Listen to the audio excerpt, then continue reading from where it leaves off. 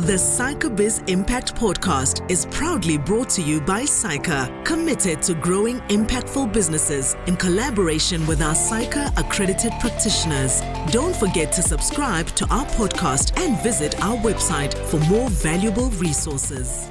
Hello, difference makers. Welcome to the PsychaBiz Impact Podcast. My name is Lesego Rankou, and as a chartered accountant and the founder of Learning, Growth and Contribution, I've seen firsthand the power of personal branding in my own career.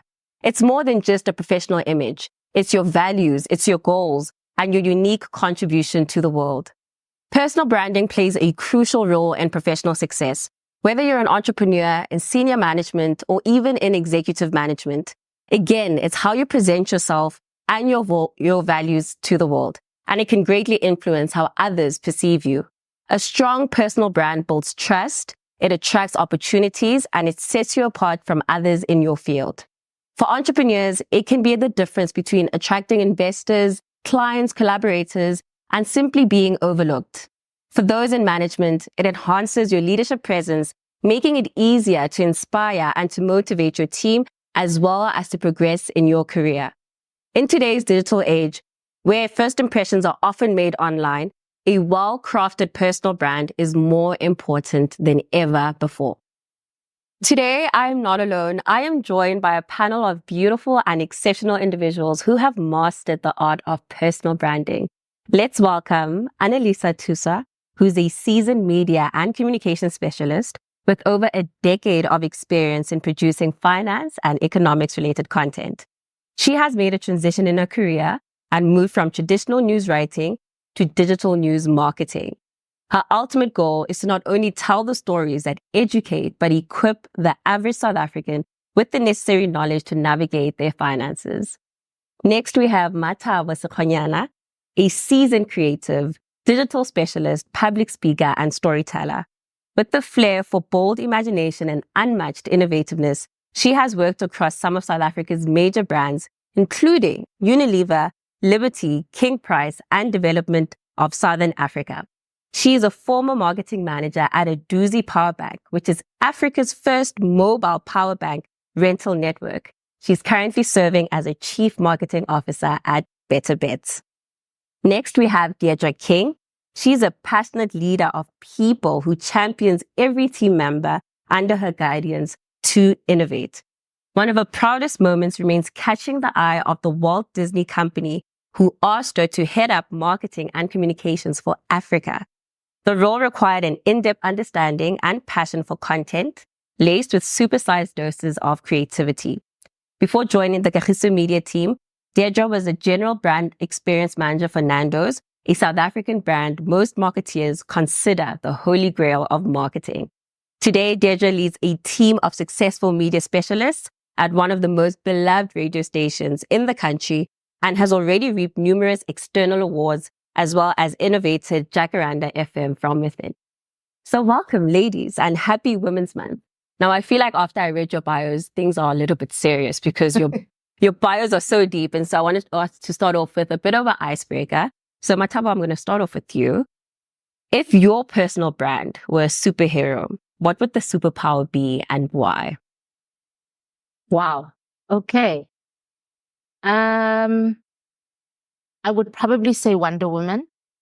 Not just because it's Women's Month, but because her superpower is strength. Mm-hmm. She's a woman who obviously was not necessarily taken very seriously in the universe, the cartoon universe, because it's male dominated, like a lot of the work that I do. She has something called the whip of truth, which is what I've tried to lace into everything I do from a corporate perspective, from my work with women, is looking at how I include that empowerment element into everything I do, which is my whip of truth. Our very own South African Wonder Woman. And for you, Anelisa? I don't have a specific superhero in mind, but I think my superpower would definitely be spitting fire. I think for as long as I could remember, I've always been the person who's not shy to actually vocalize how they see things. And I mean, it does get me into trouble every now and again, but I think I've affirmed and confirmed my brand around being honest and being true to myself. And it really has gotten me through so many seasons, professionally and personally. Deirdre, with your many experience, and you are Walt Disney lady, we need to understand, what is your superpower? So it's so interesting because we, as part of Disney, we had Marvel as well. So all these superheroes I used to deal with a lot. I think mine would probably be Ironheart. Now she was in fact the woman that took Tony Stark's suit from Iron Man and she reverse engineered it, and she really gave it different strengths and different powers that women need. I think one of her biggest skills was what they call technopathy, which is really the ability to utilize technology in ways for good. And I think that's what we've got to do as the world becomes so much more filled with technology and AI. How do we retain and maintain authenticity and all of those kinds of things? So that would probably be what I would do. Superheroes, we are here for your superpowers. And now one more icebreaker. If you could have any personal branding guru as a mentor, who would it be and why? Deirdre, we'll start with you. So I absolutely think Theo Beloy is one of the most remarkable personal brands out there. The brand that he's built, Batu, is an incredible shoe. He embodies innovation. The work that he does in community is just next level unbelievable. He knows how to build his personal brand to really carry his innovative shoe brand. And I think, like, I only wear Batus now. They are just incredible South African shoes. We should all be ditching our Nikes and supporting Batu. Absolutely. So I would definitely go with Theo. 100%. Mathabo? For me, I would definitely say Kinsani Nobanda. She heads up group marketing for Nedbank. Sure. And the reason for that is she has made that brand so much part of her DNA, and how she posts and what she posts is so authentic, so real, so different to, I think, the way that people envisage senior leaders in a corporate environment. She's also led to people believing that the bank believes in the things that it says. Mm-hmm. So kind of melding your purpose with the purpose of the brand that you represent. I think she's done a masterclass at that. Sounds fantastic. Lastly, Anelisa, I know we had a little bit of chat about this one, so I'm curious to see if you thought about one as yet. I think, I always have to explain myself around this particular question, because I come from traditional news and I've had to transition into this new content space. And I think on my end, one of the greatest things that I firmly believe in general, is you can actually find a mentor everywhere, right? Even on personal branding, it could literally be an average person who has curated their lives or their personal brand in such a way that you can resonate with, right? And this goes to my next point. I don't have a particular person that I can point out, but there are certain brands that I've seen grow over the years. And I'm like, I love what you're doing. I love what you stand for. I love how unapologetic you are. And if you are a small business owner that stands for that, I'll respect that brand. I'll give you my kudos and say, I could learn something from you. I could pick up something from Mathabo. I could pick up something from you. So I've got a collaboration of influencers, people and spaces that inspire me and make me want to learn more. Lovely. Yeah. We're going to come visit that, because I think that's a very important thing, that people always think they have to have one specific mentor, but anyone can actually be your mentor. Now, Mathabo, I'm going to start off with you, because I feel like social media has introduced us in such a way that influencers, the way we know them traditionally, us being in corporate spaces, we feel like we don't necessarily own up or look like influencers that we traditionally know. So for you, what would you define to be a personal brand? You know, I really problematize the use of influencers in the way that it's understood. I think we should be thinking around taste makers and understanding influencer as influence, a sphere of influence. Me doing something or being something that inspires someone, makes someone think, gives someone a shared understanding around purpose. And really that is what personal branding is how do I use the things that are unique to me, my unique selling point, my unique value proposition, my values, my interests, and how do I use those to connect with an audience, to add value to an audience, and build a brand or an understanding around those unique identifiers. And the idea, if you build your personal brand well, is you will have influence. because there will be people who are connected to your content who are getting that value. And I think that's how you can stress test whether you are a personal brand, whether you're a person of influence, or you are a person who's simply putting things out there, because there is a distinct difference, even if it looks the same. That's so true. And I think a lot of people that have established a strong personal brand, some of them think that it's also a personality trait. And if they're too shy, they wouldn't go into personal branding. Now, Deirdre, for you, some of those people that have actually established a personal brand, what do you think are some of the common pitfalls that professionals should avoid when it comes to managing their personal brand? I think actually, interestingly enough, I think over curation of your brand can lead to a sense of inauthenticity, because I think authenticity is what's key. You've got to be transparent. You need to be honest, because people can pick that up. And we're seeing that more and more with the new generations coming through. Even from a brand point of view, how authentic are you? Are you doing what you're doing because you believe in it, or because you're greenwashing, whatever that is? So I think those are the big pitfalls. I think remaining consistent in terms of your voice and your tone and your look across all your platforms. You can't be something on one platform and then different because you this on Facebook, but that on TikTok, because it's about the audiences there. It is about the audiences that you need to attract to remain consistent. Got it. And Anelisa, you recently started a senior position in a new organization. And I think sometimes we have one personal brand that we've established. And now when we transition into different positions, we think that we have to let go of what we actually had developed in our previous role. So how can one use personal branding as a tool to navigate these career transitions or shifts to business focus? I think the first place is to actually understand why you are where you are. Throughout my career, I started as a business journalist, but as much as I've changed industries, I've changed jobs, and I've got certain awards, one thing that has remained true to my brand is why I'm there. I started as a business journalist, and one of the reasons why I decided to become a business journalist was to actually write stories that educated people. So part of my brand is to educate people. Part of my brand is to cater for a certain part of society. Now, throughout that conversation, 10 years in, I'm still doing that, even when I've changed industries. Now, if you're moving around and you've got no personal brand and no image, with every space that you want to occupy, you want to shift. You'll want to adjust. But if you're very firm on why you started, why you started and why you're there, then it's easy for you to transition for every role, every space that you walk into. People already know that's Lisa. Lisa stands for this and this and this. And we're hiring her knowing that's exactly what she stands for. And every now and again, it's going to make somebody a bit upset, but you knew who you were hiring when you got me on board. You knew that I was the person that was going to call out a brand if there were not enough women. I love what you say, because what I'm hearing is you keeping your authentic self. And I think we've mentioned this before. Deirdre, you mentioned it about like having a type of authenticity, staying true to yourself. Now, Mathabo, for you, I think a lot of people use the word authenticity very loosely, and some of them don't necessarily understand what it means to be authentic when developing a personal brand. So if you can share to us, firstly, what is authenticity when developing a personal brand? And then secondly, how can you balance authenticity with strategically positioning your brand? I think that it's almost really easy, because authenticity is about being real. It's about being who you are.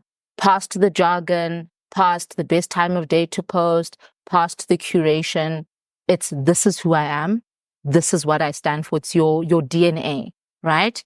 I think that the problem or the break in authenticity, especially when you look at small businesses or entrepreneurs, etc., is you see a lot of people in your space doing things a particular way and you see it working.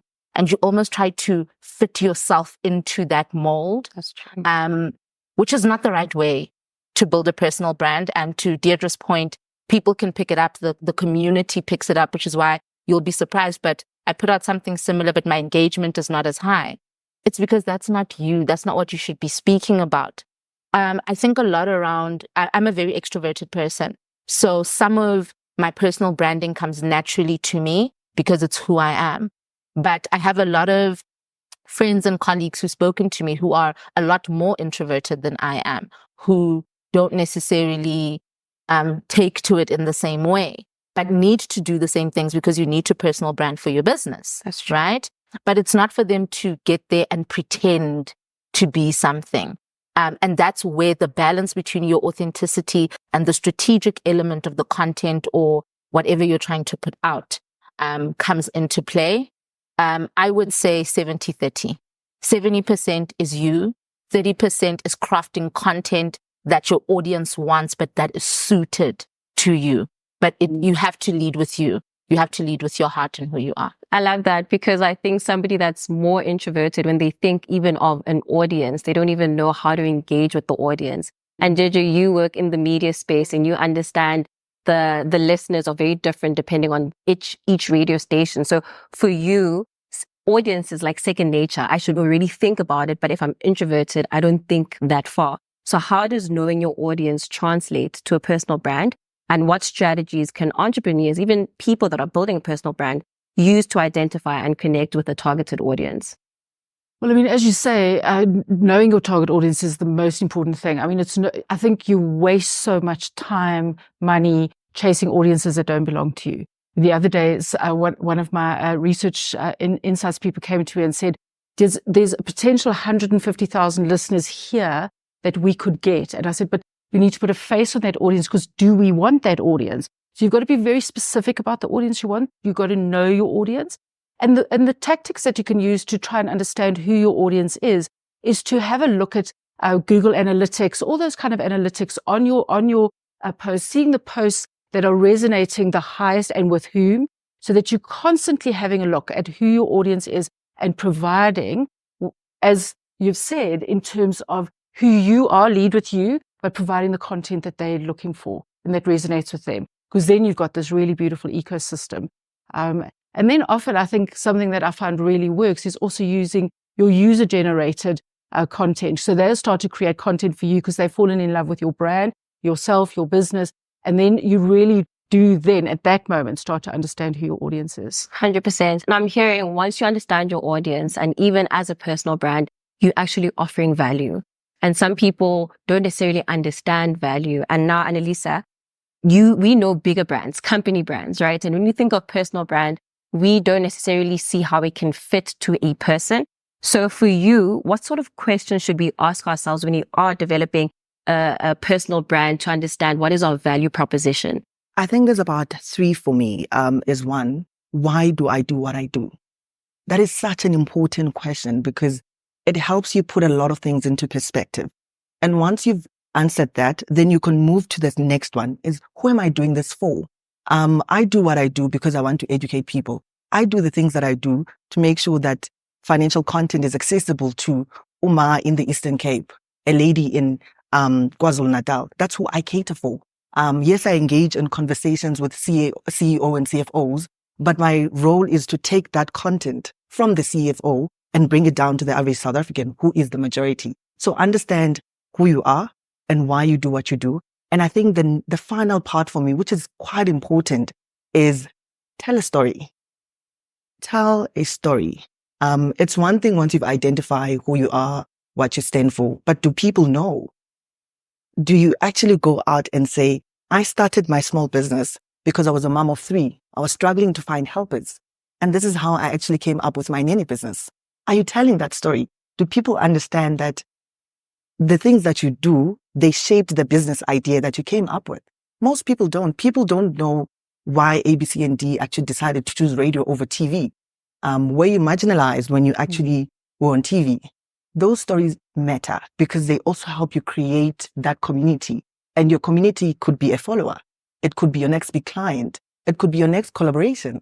So I think those are my top 3. I love that because I know, do you want to say that? No, I'm just totally agreeing with it. So I wanted to say that like even small businesses, they really struggle with this concept of storytelling. And you mentioned it's such an important thing to actually take seriously, but how do you effectively tell the story? Because I think for small businesses, individuals that are building a personal brand, proximity, resources is something that they don't have. So how can they effectively tell a story? I mean, and where we are currently, we're in the age of digital media where you've got access to a free platform, a variety of free platforms. I think a lot of the SMEs shy away from using social media, but when used right, it could actually help you do the storytelling for you. So you don't have to be a writer. You don't have to hire a writer to tell your story. a simple vlog of a day in your life could literally attract at least 10 customers, because somebody can see that you open your laptop at 4 a.m. It could inspire someone. It could make that person interested in what exactly do you do. That other person could also be your next business partner. It could be your next investor. I don't know how many times I've done something so small and it somehow landed on the right eyes. I'm quite spiritual. So I always say, whenever I do my prayer, I always say, I hope God, my work lands in eyes that can see, and ears that can hear. Because sometimes the only thing you need to do is push the send and leave it there. Push the publish. If you're scared of X, for example, leave X. Go to that one corner. If it's TikTok that you find comfort in, go to that room and tell the story. There's other ways. If you do have a bit of a budget, use things like PR. Most PR firms and most marketing firms have writers in-house. Tell them, I want to do a profile. I want you to talk about me. There is never a missed opportunity when it comes to storytelling. You don't have to tell your story because, oh, I'm a business owner and I'm a woman. Let me tell it on Women's Month. There's never like a moment where you can't tell your story. I just think we can tell our stories, and you can, with or without a budget, you can still tell a story. That's beautiful, because I think because we've got so many social media platforms, some people struggle. Is my audience or is my storytelling going to be on an Instagram? Is it going to be on a LinkedIn? Is it going to be on a TikTok? And I think businesses, especially small businesses, have to invest and understand that this is also a way for them to reach a much greater audience and even attract the necessary audience that they need. And now, Mathabo, I want to switch it up a little bit. For you, personal branding is something that obviously is so strong to you. So for you, when would you say personal branding played a pivotal role in achieving a milestone in your career? You know, I think that my career trajectory completely changed once I started doing personal branding. By no means am I an influencer in terms of the way that it's understood. I'm not doing brand collaborations or anything like that. But I have a particular passion for women, for empowering women, for how you use your corporate job and the tools that you have to be impactful, right? And I felt in my last job, I was working for a small business. And alongside giving that small business a voice, I felt that they needed a champion who could put a face to the issues we wanted to discuss.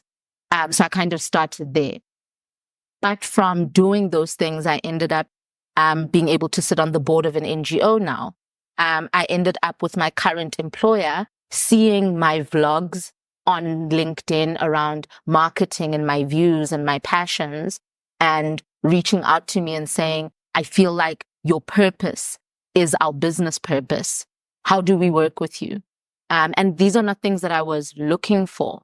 But I think that the minute you are vulnerable enough to present your mind, your heart, your work ethic on a social platform, it will resonate with the right people. It will fall on the right ears. I love that, because you're also a very extroverted person and you're not so shy to show your vlogs, and you took the opportunity to champion small businesses. Now, what advice would you give somebody that wants to become a champion for their small business and they want to steward it forward in terms of personal branding? So what advice would you give to them to tell them about the importance of personal branding in achieving their career goals? So one thing I wanted to add, even from your last question, I think it's still pertinent here, is there's personal branding from an external perspective, but there's also an internal personal branding. Sure. Right?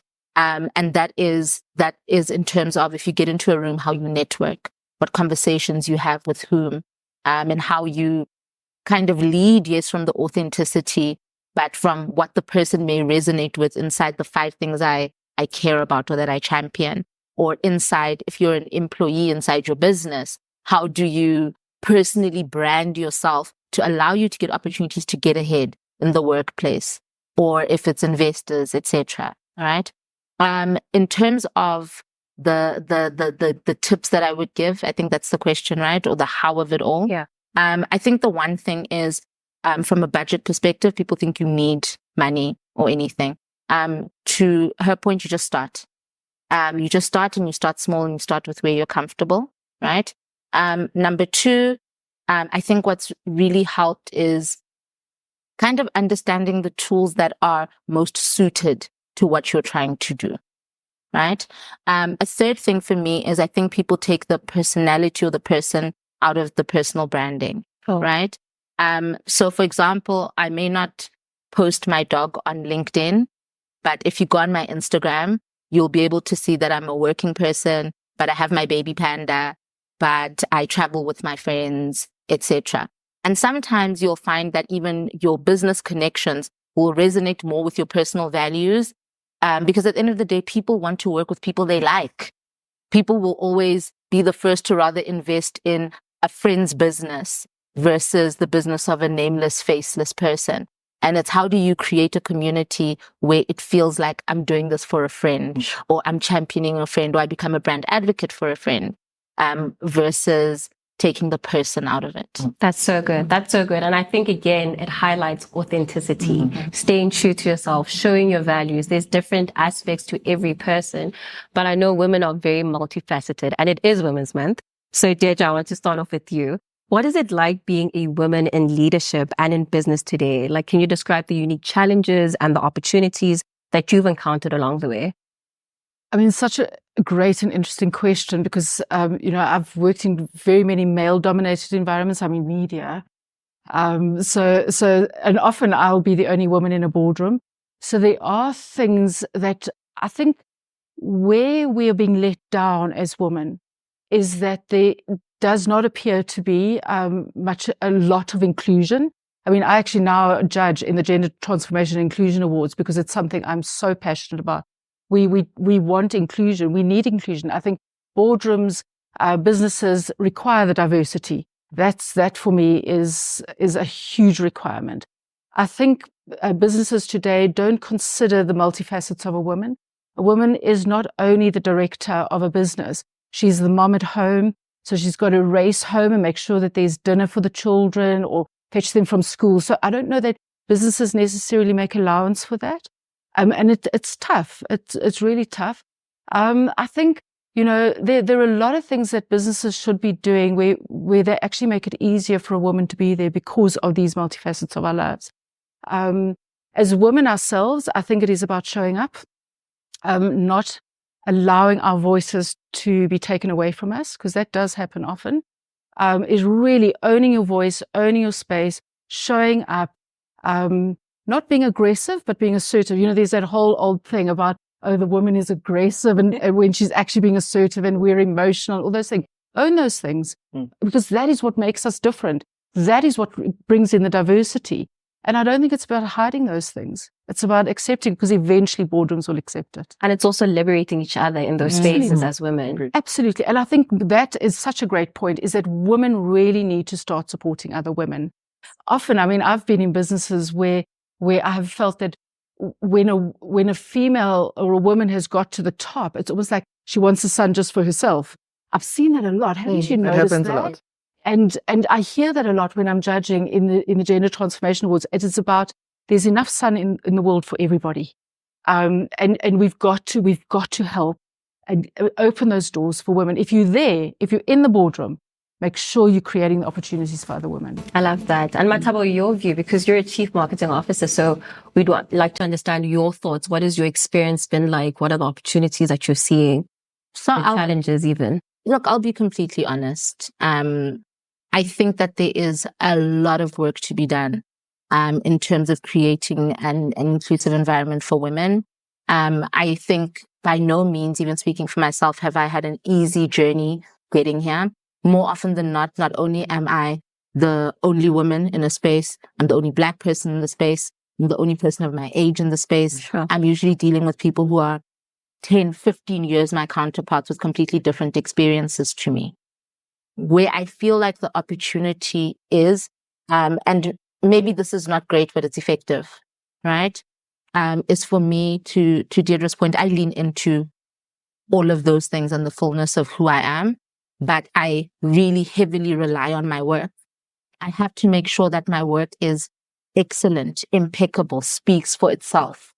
Because whatever someone tries to attack or bring you down with, at the end of the day, if you're in a business environment or a workplace, that's why you're there. And it then becomes very difficult for people to shift you out of place because they require your skill set. So meeting them at that place of need. The transformational aspect of their minds usually comes, but it's not my business whether it comes or not. My business is making sure that the next Mathabo that walks into a boardroom, I've cleared some of that for her to make it a little bit easier. We speak a lot about code switching. We speak a lot about how, women need to do X, Y, and Z to join the boys club or those kinds of things, because that's what we've had to do. But I do think that we are reaching a point now, and I look at the conversations I'm having with other women in leadership, other colleagues, and there's a single-mindedness now of the professional woman to create room. And I think for me, my main thing is trying to lead in the way that I've wanted to be led, that I've yearned so much to be led, to not be the female manager that makes Deirdre have to sit there and listen to how women don't champion women in the workplace, Yeah. And I think really this is not a professional way to say it, but I think people just mustn't be weird. Just don't be weird. Especially when there are other women who are hoping to get the opportunities that you can open for them, sponsor them. I have to, sorry. I think we've got so much to say on that point, because I think even on an industry perspective, when I started, I was an intern for a business channel. And at the time, I could count the 3 Black women who were doing business content. So from a personal branding perspective, I knew from there that I was going to have to work twice as hard to just be number 4 at the time. But what I did is I aligned myself with those women as well. So I think it's one of those things where you have to get into the space as well as women and find the people that you want to be associated with, and leverage those relations, leverage those existing brands of other women. Because from the first job to, quite recently, I think this is my second role where I actually have a male boss. But throughout my career, I've had female bosses, but they didn't shy away from giving me the light and say, Lisa is bright. And we've got so much faith that you can actually be the next me. And I would say, I don't want to be you. I want to be me. So I'll take some parts of you and then I'll develop my own brand. So I also think as women, we have, as much as we like to call out to the world, I also need to call ourselves out that what am I doing for the next Lisa? What can I do? And what role can I play in this whole idea of inclusion? Because if I know I've done my part, then I can easily point out to a giant and say, you guys aren't doing enough. You aren't opening enough rooms for us. And this is what I've done. So I definitely agree with your last point that it's a small community where we know we're on our own. So you definitely have to open the door and make sure that more of us come in and make sure that you've opened the chair so that the next person can actually sit down as well and be comfortable. Yeah, that's beautiful. Deirdre, your parting thoughts. Yeah, I think on that as well is also having the awareness that younger women are watching us. And so there's that added responsibility because you know that people are watching you and learning from you and selecting you as a mentor or going, I saw how she did that. So, kind of going, emulating and all that, because they are going to be the next directors and the next people in the boardroom. So I think it's a responsibility that we have as women in this position to really ensure that our brands are solid, that we are authentic about the way we are, and authentic about our brands because people are watching us all the time. Yeah, sure. I'm so inspired. I'm just a young professional as well, coming into and seeing other people that are in leadership positions. And I see the responsibility and the accountability that's standing on their shoulders, where you are having to be the banner that we look up to it. We see the Deirdres, the Mathabos, the Anelisas in the world. And we can see your efforts of you trying to actually say, this is what it means to be a woman in business. You can have a personal brand. You can do other things as well, but there's a space for you. And if there isn't space, make space. So thank you so much, ladies. That was so encouraging. And as we conclude our discussion on personal branding, it's clear that it's just more than a social media page. It's not even just a catchy tagline. It's a powerful tool that can help you differentiate yourself. It can help you build trust and it can help you achieve your career goals. Remember, your personal brand is a reflection of who you are, what you stand for, what value you bring to the table. And by staying true to yourself, you guys heard it here first, authenticity. It's about understanding your audience and consistently delivering on your promises. You can create a lasting and impactful personal brand that will ultimately propel you forward. I'm Lesego Rankou, and I'll catch you guys on LinkedIn.